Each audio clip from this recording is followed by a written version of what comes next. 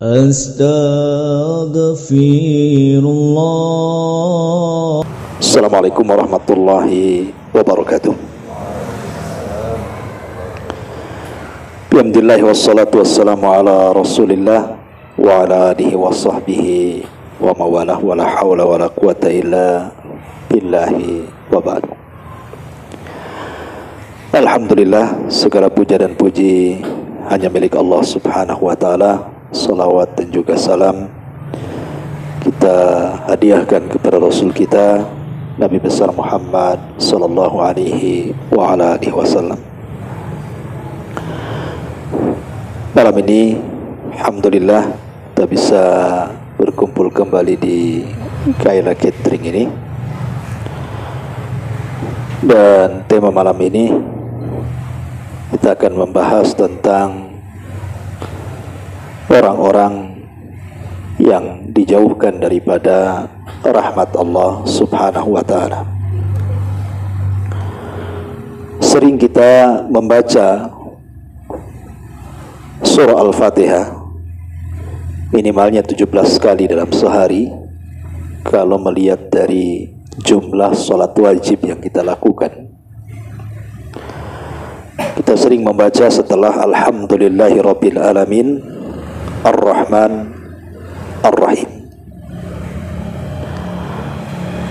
Ar-Rahman Ar-Rahim dua-duanya terkandung sifat rahmat. Bedanya kalau Ar-Rahman itu rahmat Allah yang terbatas. Kalau Rahim rahmat Allah yang tidak terbatas. Atau dengan kata lain, Ar-Rahman itu rahmat Allah hanya diberikan di dunia saja. Kalau Ar-Rahim itu rahmat Allah sampai ke akhirat. Makanya ada istilah rahmat Allah itu ada yang sifatnya umum, mencakup semua manusia, mukminnya, kafirnya, hewannya, tumbuhannya, dan begitu seterusnya. Allah Subhanahu wa taala berikan rahmat kepada mereka. Walaupun orang kafir bermaksiat kepada Allah, tetap saja Allah berikan rezeki kepada mereka. Padahal Allah kalau mau bisa saja mengazab mereka. Tapi Allah biarkan mereka hidup. Allah biarkan mereka tinggal, memberikan fasilitas, kehidupan, rezeki yang banyak, kesehatan, dan begitu seterusnya. Itu merupakan rahmat dari Allah Subhanahu wa taala. Tetapi rahmat mereka hanya sampai di dunia saja. Tetapi bagi orang-orang yang beriman, rahmat mereka sampai di akhirat. Itulah yang disebut dengan Ar-Rahim. Ar-Rahimnya Allah hanya khusus diberikan kepada orang-orang yang beriman, tapi rahmat dari Rahman itu bersyirikat antara mukmin dan kafir.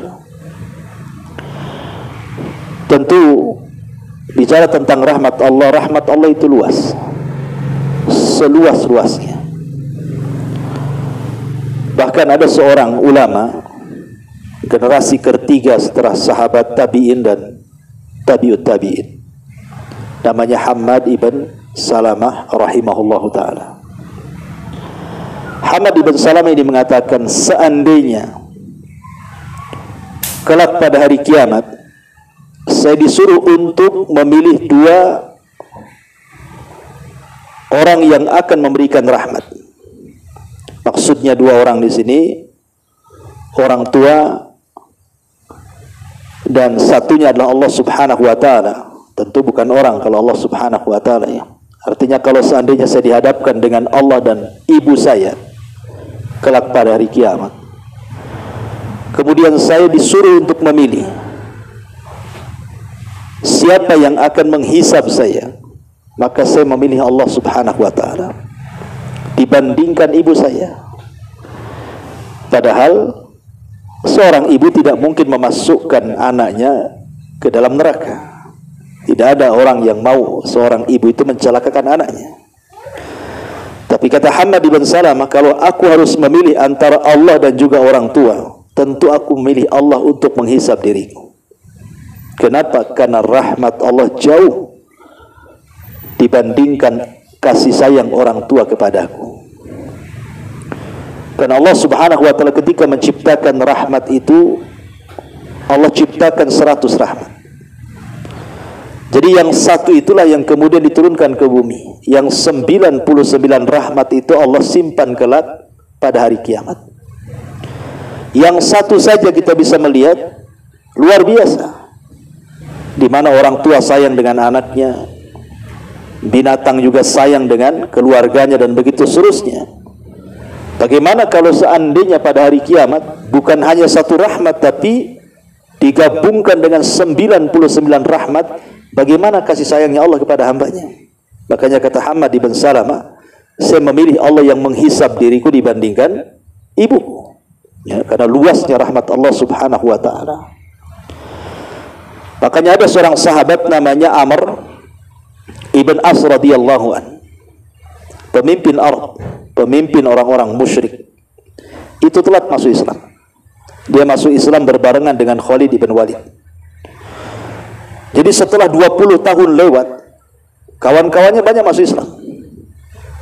Jadi selama Nabi SAW 13 tahun loh di kota Mekah, Amr ibn As ini tidak juga masuk Islam. Ketika Nabi SAW hijrah ke kota Madinah pun tidak juga mau masuk Islam. Sampai ketika Rasul sudah 7 tahun, maknanya sudah lewat 20 tahun Rasul berdakwah itu, barulah tergerak Amr ibn As ingin masuk Islam bersama Khalid ibn Walid. Ketika datang menghadap Nabi SAW, Khalid langsung berbaiat dan masuk Islam. Tapi Amr bin As ini nampaknya ragu-ragu dia. Sehingga Nabi SAW bertanya, apakah engkau ragu-ragu wahai Amr ibn As dengan agama yang kubawa? Kata Amr bin As, tidak, aku tidak ragu-ragu, tetapi aku hanya ingin minta syarat sebelum aku masuk Islam. Kata Nabi SAW, syaratnya apa? Wahai Rasul, kamu sudah tahu apa yang aku lakukan terhadap kaum muslimin. Karena ketika para sahabat yang pertama hijrah ke Habasyah, yang menyusul dari orang-orang kafir Quraisy itu Amr bin As, yang meminta kepada Najasyi itu untuk dikembalikan orang-orang Quraisy itu. Jadi betul-betul menghalangi dakwah Islam. Jadi teringat dosa-dosanya. Dia sudah memusuhi para sahabat, memusuhi Nabi SAW. Sehingga kemudian Amr ibn As ini minta syarat kepada Nabi SAW. Rasul, saya siap masuk Islam, tetapi apakah setelah aku masuk Islam Allah akan mengampuni seluruh dosa-dosa yang pernah aku lakukan, di mana aku memusuhi dirimu, memusuhi para sahabatmu, sampai mengejar sahabatmu yang lari ke Habasyah, aku pun sampai ke Habasyah gitu ya. Apakah masih ada kesempatan aku diampuni dosa-dosaku yang banyak ini? Fatabassama Nabi sallallahu alaihi wasallam, Rasul hanya tersenyum saja.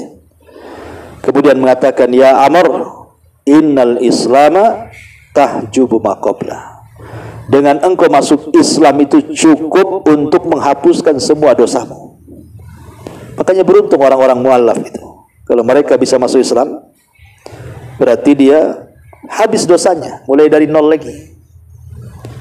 Kemudian Nabi SAW mengatakan, ya Amr, semua manusia masuk Islam, tetapi kau hanya sekedar masuk, kau tidak hanya sekedar masuk Islam, tapi kau sudah menjadi seorang mukmin. Bukan saja aslam, tetapi aman. Kau sudah beriman kepada Allah dan Rasulnya. Artinya lebih tinggi dibandingkan Islam kalau iman itu. Ya. Dari sini menunjukkan bahwa Nabi SAW ingin mengajarkan kepada Amr ibn As untuk tidak pernah putus asa dari rahmat Allah Subhanahu wa ta'ala. Karena saya pernah didatangi seorang ibu, dia stres hidupnya. Jadi setiap malam itu mikirin dosanya saja. Satu sisi dia takut mati, sisi lain dia teringat dengan dosanya sehingga stres. Seolah-olah dosa yang dulu pernah dia lakukan kan, tidak akan diampuni oleh Allah Subhanahu wa ta'ala. Padahal Allah Subhanahu wa ta'ala berfirman dalam hadis qudsi itu, ya ibna Adam, lau annaka atau lau dhunubuka ananas sama thumma astaghfartani ghafartu laka ala ma kana minka wala ubali. Wahai anak Adam, kalaulah seandainya dosamu membumbung sampai ke langit, kemudian datang kepadaku meminta ampun, ku ampuni dan aku tidak peduli dengan dosamu. Menunjukkan apa? Rahmat Allah itu sangat luas. Karena Allah itu mendahulukan rahmatnya dibandingkan kemurkaannya. Bahkan kalau seandainya kita berpikir secara logika ya, ada orang di zaman Nabi Shallallahu Alaihi Wasallam namanya Usairim. Usairim ini diceritakan oleh Abu Hurairah radhiyallahu an di hadapan para sahabatnya. Maukah aku kasih tahu seseorang yang tidak pernah sujud walaupun satu kali, tidak pernah ruku walaupun satu kali, tapi Allah tempatkan di surga yang paling tinggi. Kata sahabat, mana ada wahai Abu Hurairah? Kata Abu Hurairah, ada, namanya Usairim. Siapa Usairim ini? Jadi ketika Nabi SAW mengutus Mus'ab ibn Umair untuk berdakwah dari Mekah ke Madinah, dan itulah da'i pertama yang dikirim Rasul sebelum Rasul hijrah. Subhanallah, dua kabilah besar Khazraj dan Aus masuk Islam. Lah salah satu tokoh Aus itu adalah Sa'ad ibn Rabi. Dia masuk Islam, Sa'ad ibn Rabi ini. Dengan masuk Islamnya Sa'ad ibn Rabi ini, dia lari ke kaumnya. Kemudian mengatakan, bukankah kalian tahu posisiku di hadapan kalian, wahai orang-orang Aus? Kata orang Aus, ya tentu wahai Sa'ad, engkau pemimpin kami. Kata Sa'ad, kalau begitu masuklah kalian ke dalam Islam. Siapapun yang tidak masuk ke dalam Islam, jangan pernah satu atap dengan aku. Akhirnya karena pemimpin yang meminta, satu kabilah Aus masuk Islam gara-gara Sa'ad ibn Rabi. Makanya saat wafatnya Sa'ad ibn Rabi itu arsy Allah bergoncang. 70.000 malaikat turun mengikuti jenazahnya karena mengislamkan satu kabilah. Jadi satu kabilah Aus masuk Islam kecuali satu orang namanya Usairim, tidak mau dia. Jadi satu kabilah masuk Islam, satu orang pula menolak Islam, namanya Usairim. Jadi ketika perang Uhud, Usairim ini ingin terlibat jihad, masalahnya masih kafir. Tujuan dia itu karena melihat kabilahnya ikut jihad. Jadi dia jihad itu hanya ingin membela kabilah saja. Masa satu Aus keluar, aku tidak membela kabilah. Apa kata keluarga aku, katanya. Jadi dia keluar. Rasul, libatkan aku dalam jihad. Kata Rasul, tidak. Kamu kafir. Ya. Dia datang lagi, Rasul, libatkan aku dalam jihad. Tidak, kau kafir. Lalu apa syaratnya biar aku boleh berjihad? Membantu kabilahku, katanya. Masuklah aku ke dalam Islam, bersyahadat. Ya. Akhirnya Usairim pun karena ingin terlibat membela keluarganya, dia pun bersyahadat, asyhadu an la ilaha illallah wa asyhadu annaka rasulullah. Masuk ke medan tempur, mati syahid. Kata Nabi SAW, aku melihat Usairim di surga, katanya. Kata Abu Hurairah, demi Allah, aku tidak pernah melihat orang yang tidak pernah sujud, tidak pernah ruku, tapi masuk surga dengan surga yang tinggi. Kata Abu Hurairah, tahukah kalian siapa? Dialah Usairim. Pertanyaannya, Usairim ini tidak pernah sujud, tidak pernah ruku. Amalannya cuma satu, jihad, kemudian masuk, mati syahid. Tetapi Allah Subhanahu wa ta'ala masukkan ia ke dalam surga. Coba bayangkan. Karena Allah sudah buat aturan, siapapun yang masuk surga itu bukan karena amalannya, tapi yang masuk surga itu karena rahmatnya, karena kasih sayang Allah. Allah masukkan kita ke surga itu. Sebagaimana orang masuk neraka itu bukan karena dosanya, tapi karena keadilannya. Karena keadilan Allah Subhanahu wa ta'ala, Allah masukkan orang ke neraka. Sebab kalau Allah memasukkan orang ke dalam neraka karena kezalimannya, nggak ada orang tahan diadab di neraka. Tetapi orang masuk surga itu karena rahmatnya. Makanya sebesar apapun dosa kita, terkadang dengan amalan yang kecil, adalah orang dimasukkan ke dalam surga dengan rahmat Allah Azza wa Jalla, kan?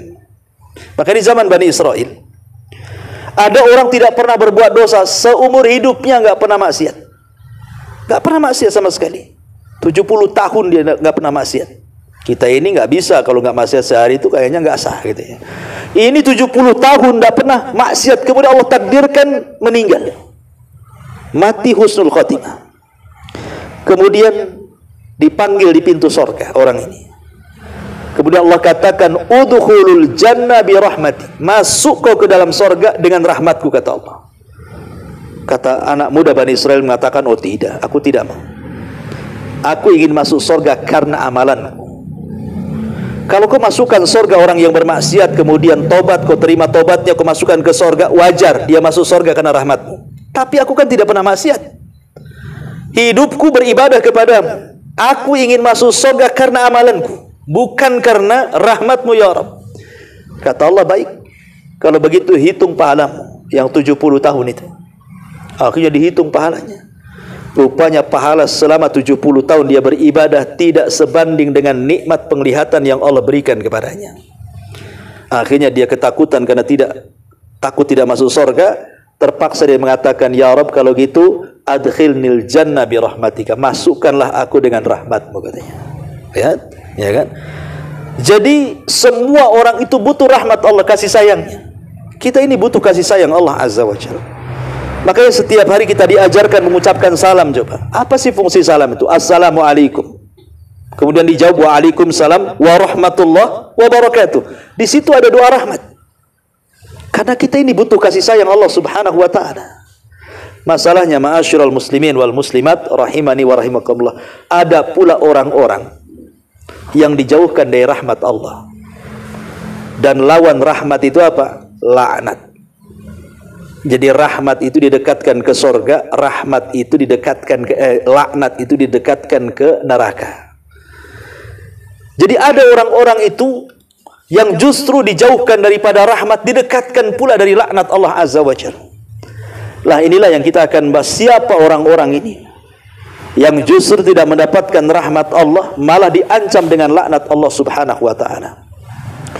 Ma'asyiral muslimin wal muslimat rahimani wa rahimakumullah. Hadis yang pertama, Nabi sallallahu alaihi wasallam bersabda, la'anallahu man dzabaha li ghairillah wa la'anallahu man awa muhditsah wa la'anallahu man la'ana walidayhi wa la'anallahu man ghayyara manaral ardi.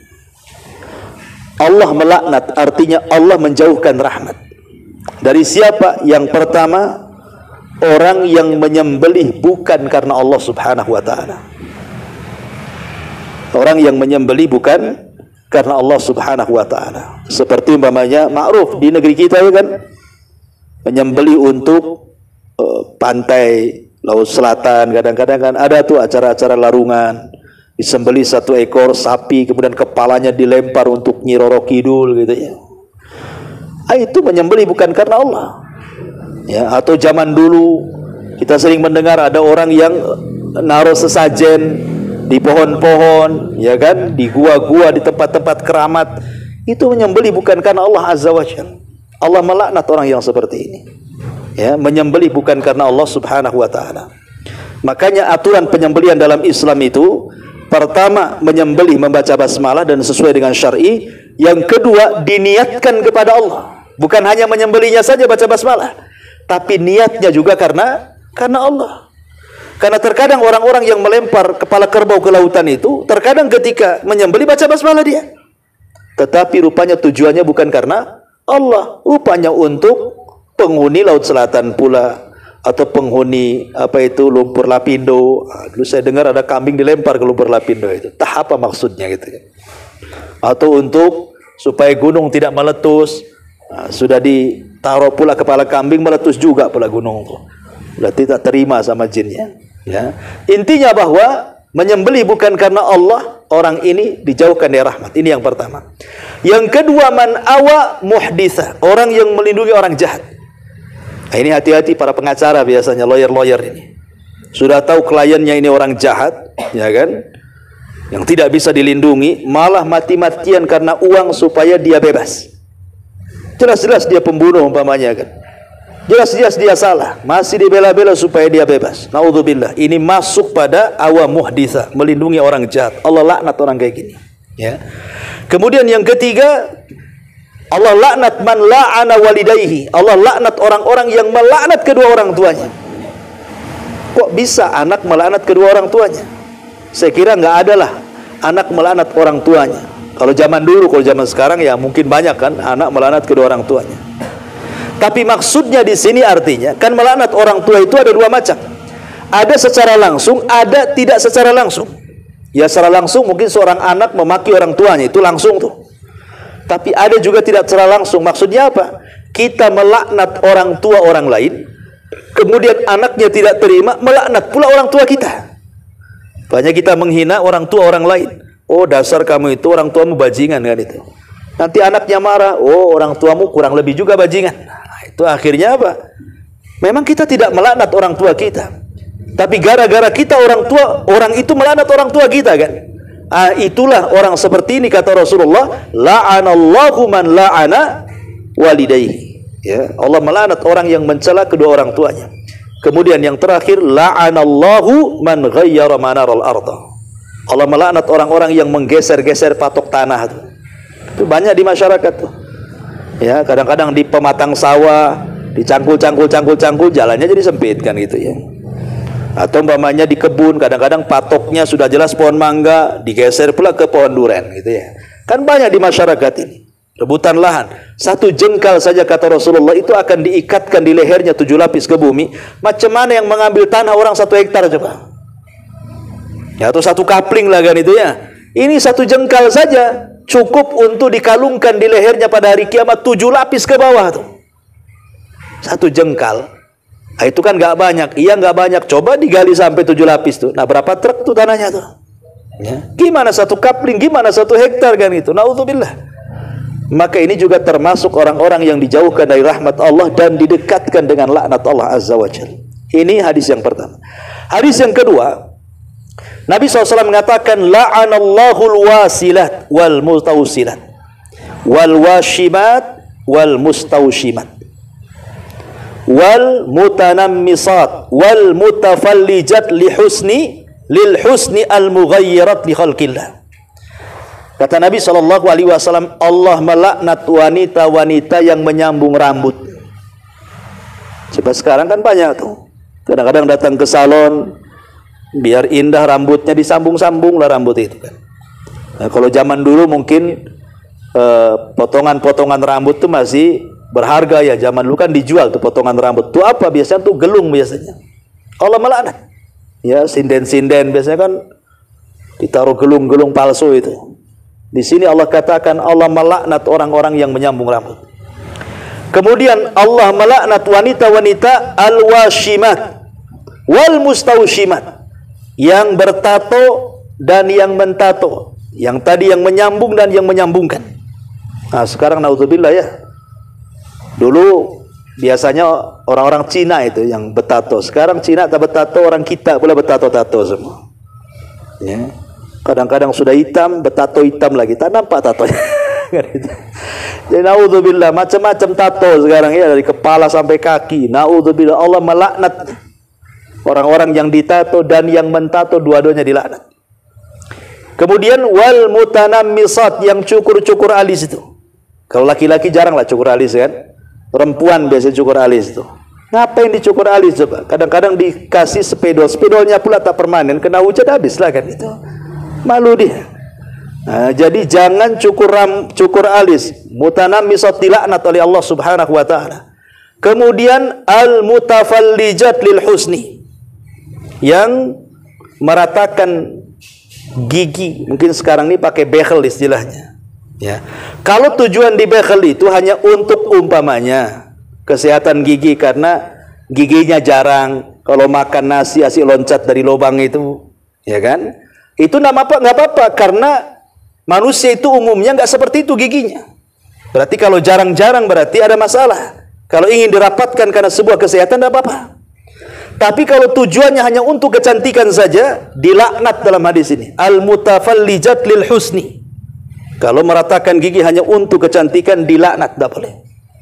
Kenapa? Karena al-mughayyirat li khalqillah, itu bagian daripada merubah ciptaan Allah Subhanahu wa taala. Ini sudah banyak. Nah, ini sudah memang di zaman sekarang ini banyak orang-orang yang dulu kan nggak pernah terkenal. Mana ada kenal orang behel dulu kan? Nggak ada kan? Naruh kawat di gigi zaman dulu mana ada? Ya, zaman sekarang masya Allah, ya pakai kawat, kawat dari mana tuh? Taruh di gigi itu. Tapi yang jelas bahwa ini juga orang-orang yang dijauhkan daripada rahmat dan didekatkan dengan laknat Allah Subhanahu wa taala. Kemudian hadis yang ketiga, Nabi juga bersabda dalam sebuah hadis, la'anallahu akilar riba wa mukilahu wa syahidaihi wa katibaihi kulluhum sawa indallah. Allah melaknat para pemakan riba, yang ngasih makan riba, yang menyaksikan riba, notarisnya, yang mencatatnya, semua sama hukumnya. Dan sekarang naudzubillah, ya, yang namanya riba itu luar biasa sekarang ini. Sampai sering saya istilahkan, riba itu bukan hanya di bank-bank saja, sampai ke tiang listrik ada riba. Pohon pisang ada riba, pohon mangga ada riba. Silahkan pinjam sekian, bunganya sedikit. Nah, itu tempel di tiang listrik. Bayangkan, riba sampai ke tiang listrik. Sampai ke pagar-pagar rumah, sampai ke tembok-tembok tuh. Ya, silakan gadekan STNK macam-macam bla bla bla bla kan itu. Memang riba ini sudah mendunia, kita tidak bisa lepas dari situ. Makanya kata para ulama, kalaupun kita tidak bisa menjauh 100%, ya minimalnya dikurangilah. Karena bagaimanapun riba ini dekat dengan laknat dan jauh daripada rahmat Allah Subhanahu wa taala. Kemudian juga Nabi SAW juga mengatakan la'anallahu ar-rasi wal murtasi. Allah melaknat para penyogok dan yang disogok. Dan sekarang masyhur, mau jadi pejabat saja nyogok, mau masuk ke PT aja nyogok, mau masuk jadi jabatan ini nyogok, semua main sogok sekarang ini. Buat KTP saja biar cepat nyogok, buat SIM nyogok, semua serba nyogok sekarang ini. Ya, katanya itu jalan pintas, iya tapi tak pantas gitu ya. Yang pantas kan seperti itu. Ya, kecuali kalau seandainya nyogok ini terpaksa karena mengambil hak, maka dibolehkan. Tapi kalau sengaja ini tidak boleh. Ya. Kemudian juga Nabi SAW mengatakan juga la'anallahu al-mutasyabbihina minar rijali bin nisa wal mutasyabbihat minan nisa'i bir rijal. Allah melaknat laki-laki yang menyerupai perempuan atau sebaliknya. Subhanallah, kan sekarang lihat. Ya. Ini memang fenomena menyerupai laki-laki perempuan atau perempuan laki-laki, subhanallah, sudah merata. Lihat sekarang para perempuan itu yang pakai celana lepis, pakai jeans, ya. Jin itu ada di celana itu, pakai jin. Subhanallah, coba. Laki-laki mau beli jin habis diborong perempuan. Ini kan masalah ini. Ya. Mulai dari pekerjaan yang harusnya dikerjakan laki-laki jadi perempuan. Saya pernah lihat di YouTube itu, sampai di Malaysia itu tukang-tukang bangunan itu perempuan. Helpernya laki-laki, tukangnya perempuan, naudzubillah. Itu kan pekerjaan-pekerjaan laki-laki kan gitu ya. Bukan hanya sampai ke pekerjaan, sampai ke penampilan. Ya, munculnya bencong-bencong kaleng gitu kan. Saya ini pengalaman pagi-pagi, saya kan ngisi subuh di Nurul Hidayah ini. Ya, saya tidak tahu kan. Jadi saya dari Tiban itu jam 3:30 sudah berangkat. Jadi karena ngantuk berat, memang ngantuk, kurang tidur kan. Jadi sebelum rumah sakit Ummul Fatimah tuh, ya kan, di situ kan banyak ruko-ruko tuh. Jadi karena ngantuk sekali dan belum subuh, masih ada sekitar 20 menit lagi, jadi saya sengajalah mampirkan ke pinggir tuh. Tidurlah sebentar. Memang kaget, kaca pula diketuk-ketuk. Bang kan itu kan. Ini siapa ini? Ditengok bencong. Bang, langsung naik gas, langsung pergi saya. Subhanallah, subuh-subuh kiroa masih pula bergentayangan tuh bencong-bencong kaleng itu. Saya kira bang ini apa kan itu. Pas dibuka jendela, Masya Allah, hantu pula yang nengok tuh. Apa enggak tancap gas kita? Ini kan fenomena enggak jelas. Ya, rupanya gudangnya di Batu Haji pula. Hati-hati untuk melewat situ itu. Nanti dipanggil bang pula. Saya sudah dipanggil bang pula kata. Jadi dari sini bahwa memang fenomena seperti ini luar biasa, LGBT ini. Ya. Dan mereka adalah umat yang dilaknat sejak zaman Nabi Lut alaihi salam, diazab oleh Allah Subhanahu dengan azab yang belum pernah terjadi sebelumnya. Makanya kita sayangkan kadang-kadang pemerintah janganlah melegalkan undang-undang LGBT, kawin sesama jenis dan begitu seterusnya. Ini mengundang azab. Ya. Makanya kenapa Nabi SAW mengatakan la'anallah, Allah melaknat. Padahal di sini yang menyerupai pakaian saja itu sudah dilaknat, apalagi sampai berzina. Makin dilaknatlah kan itu. Ya, makanya saya nasihatkan bagi antum yang baik yang akhwat atau yang ikhwan, kalau punya anak laki-laki janganlah dikasih mainan perempuan, atau punya anak perempuan jangan pula dikasih mainan laki-laki. Masa anak perempuan dikasih robot-robotan, dikasih motor-motoran, suruh ngetrek apa anak itu? Ya kasihlah. Ya, tugas perempuan apa? Ya dibelikan alat-alat dapur kan, itu main-main alat dapur. supaya dia terbiasa dengan mainan perempuan. Karena salah satu kenapa kemudian berubahnya tabiat laki-laki menjadi perempuan atau sebaliknya, ini karena pendidikan dari awal salah. Kalau sudah punya anak laki-laki kecil itu, ya kasih mainan laki-laki. Kalau perempuan, kasih mainan perempuan. Kasih baju laki-laki, yang kasih baju perempuan, jangan pula kasih baju perempuan. Jadilah di LGBT nanti. Nah, jadi itu juga salah satu kelompok-kelompok yang dilaknat oleh Allah Subhanahu wa taala, dan banyak lagi orang-orang yang dijauhkan dari rahmat dan juga didekatkan dengan laknat Allah Subhanahu wa taala. Wallahu alam. Taib sudah jam 9. Kita buka tanya jawab, kalau ada yang bertanya silakan. Ya.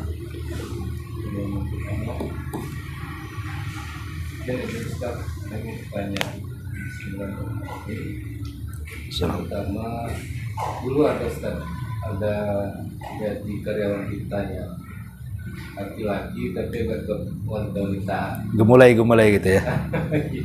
Iya. Ya, Allah, beliau tidak lama di sini, Ustaz. Nah, dan memang walaupun tidak lama tapi hampir terjadi masalah banyak di sini ketika sudah di sini. Jadi kemudian ada trauma kita menerima orang-orang yang seperti itu. Kemudian yang kedua, dulu ada juga yang kerja di sini non muslim, tapi dia pakai jubah di sini. Nah, sekarang ini banyak juga, Ustaz, hampir beberapa kali kita kerja sama kita, beliau non muslim, kemudian ada juga yang perawatan laki-laki seperti perempuan. Kita sebagai pengurus usaha ini atau pengusaha ini, itu apa yang harus kami lakukan, Ustaz? Iya, alhamdulillah. Sebaiknya ditolak saja. Karena LGBT ini penyakit. Dia bukan takdir, tidak. Allah hanya menciptakan Adam dan Hawa. Artinya Adam laki-laki, Hawa perempuan. Tidak ada di antara Adam dan Hawa, itu tidak ada. Berarti kalau Adam memang penyakit. Dan penyakit ini menular. Ya, penyakit ini sangat menular. Pasti ada yang akan mengganggu kawannya. Karena satu sisi dia punya watak laki-laki, satu sisi pula dia wataknya perempuan, kan itu. Sebaiknya ditolak saja. Karena itu penyakit, takut menularkan ke yang lainnya. Ya kalau banyak masalah memang dia sendiri sudah masalah. Ya pasti mendatangkan masalah, dia sendiri banyak masalah tuh. Dengan posisi dia seperti itu, dia aja bermasalah. Dimasukkan pula ke sini, habislah anak-anak bujang ini nanti digerayangi itu nggak lama-lama. Apa nggak stres tidur pula kan gitu. Bisa pakai celana berlapis-lapis tuh kan gitu ya. Takut diganggu ya. Sebaiknya namanya syadud dari'ah, dalam kaidah syariah itu namanya syadud dari'ah, sedia payung sebelum hujan. Jangan mendatangkan masalah, makanya tutup sebelum ada masalah. Jadi kalau yang seperti itu tolak saja. Nasihati, kalau kau sudah bertobat, betul-betul nampak kelaki-lakian kamu, kejantanan kamu, kalau sudah ini, ya bolehlah kan itu. Nah, tapi kan memang sulit. Kalau memang biasanya orang yang terkena penyakit seperti ini memang agak sulit pengobatannya. Ya, kecuali memang dari diri dia sendiri gitu ya, ingin berobat, ingin meruqyah dirinya sendiri, ingin dekat dengan Allah gitu. Karena memang di badannya ada jin namanya jin asyik. Ya, jin asyik itu jin yang paling bahaya itu. Ya, yang menghinggapi orang-orang yang punya penyakit LGBT ini. Ya memang harus betul-betul diobati. Ya kalau tidak bisa ya ke psikiater atau kemana gitu kan. Karena ada yang sifatnya memang ditularkan dari orang lain, korban akhirnya jadi gitu ya. Atau memang sejak dari kecil, ya, atau memang karena pergaulan macam-macam. Tapi itu bukan takdir, itu penyakit. Ya, jangan menyandarkan ini kan sudah takdir Allah, dari mana? Allah tidak pernah menciptakan banci. Allah hanya menciptakan Adam laki-laki dan Hawa perempuan. Tidak ada orang ketiga. Artinya bisa disembuhkan. Ya, cuman karena terkalahkan dengan syahwat, dengan syaitannya, akhirnya malas untuk menyembuhkan diri sendiri. Akhirnya selamanya seperti itu. Dan orang seperti itu bukannya berpenyakit, tapi membawa penyakit. Ya, makanya sebaiknya tidak usah diterima, tolak saja. Dan nampak lebay-lebay, apalah lebay-lebay, laki-laki kok lebay kan itu ya. Apalagi ngomongnya, sudah. Nah, kadang-kadang repot gitu. Di zaman sekarang kita kadang-kadang bingung gitu. Kadang banci kalau didandani lebih cantik pula dia perempuan. Nanti tertarik pula yang laki-laki ini. Nah, jadi sebaiknya ditolak saja. Ya. Adapun non muslim, ya non muslim ya tidak masalah diterima kalau memang dia tidak ada masalah, karena seorang non muslim dalam Islam itu, apalagi selama dia ahli kitab, dia Nasrani atau Yahudi, dia ingin bekerja ke kita di sini dan dia mengikuti aturan tadi seperti antum bilang, pakai jilbab, pakai apa, tidak ada masalah, tidak ada masalah. Terima saja, mudah-mudahan dengan masuk di sini dengan akhlak kita yang bagus, ya sedikit banyak walaupun tidak masuk agama kita tapi tidak mencela agama kita. Nah gitu saja. Ya mudah-mudahan dapat hidayah di sini. Apalagi ada yang gadis-gadis apa yang masuk, yang bujang-bujang kan bisa tuh dilamar dia, mudah-mudahan masuk Islam kan itu ya, yang belum kawin. Yang sudah kawin jangan poligami. Nanti malah mau nambah 2 pula jadi 1. Wallahu a'lam. Ya, saya kira cukup ya. Mudah-mudahan ada manfaatnya. Subhanakallahumma bihamdika, asyhadu an la ilaha illa anta, astaghfiruka wa atubu ilaik. Allahu ta'ala. Assalamualaikum warahmatullahi wabarakatuh.